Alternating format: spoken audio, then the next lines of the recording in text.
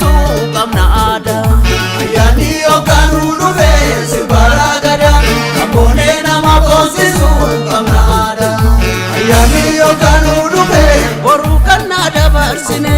Ayyaanni yookaan dhufe karru birraatti ceena. Ayyaanni yookaan dhufe arsadee malkaa teete. Ayyaanni yookaan dhufe waqa uumee dirreeffannaa.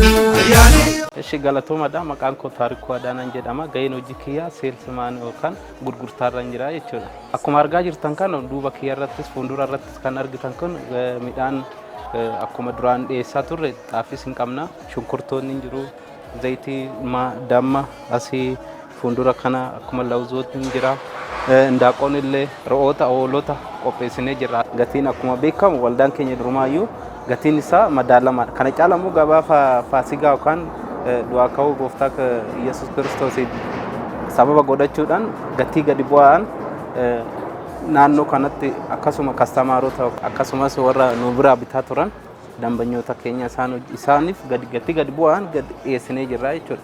Akkuma beekamu duuba kiyyarratti akkuma argitu kun zayitiin hin jira abbaa leetira 5 leetira 3 hin jira isaan gatiin isaanii zayitii nuugiti xiraatii hin qabanii gatiin isaanii baay'ee gadi bu'aadha jechuudha. Akkasumas immoo ro'oonnis hanga 5,000 kaasee hanga 10,000 gatii ol aanaan isaa 10,000 nan gurgurreedha gurguramaa jiranis hoolan illee akkasuma lukkuun 900 kaasee hanga 2,200 kan jirudha.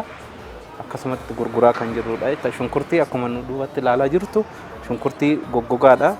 Bifa isaatis akkuma ilaalaa jirtu bifa bareeda isa naannoo 45 kaasee hanga 55tti kan gurguramaa jirudha jechuudha.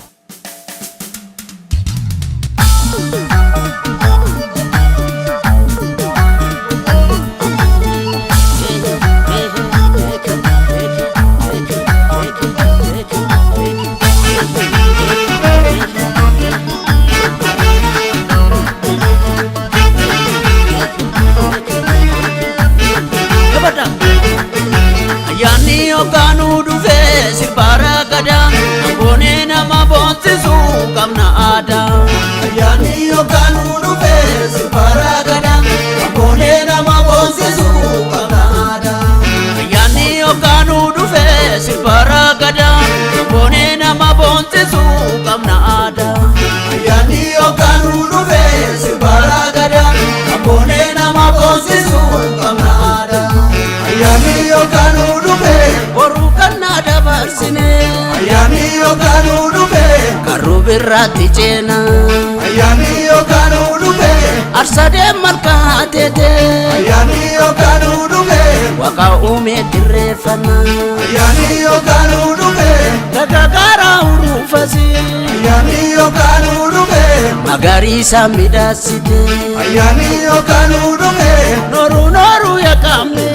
ayyaanni yookaan dhufe dararaa kee diriirsite.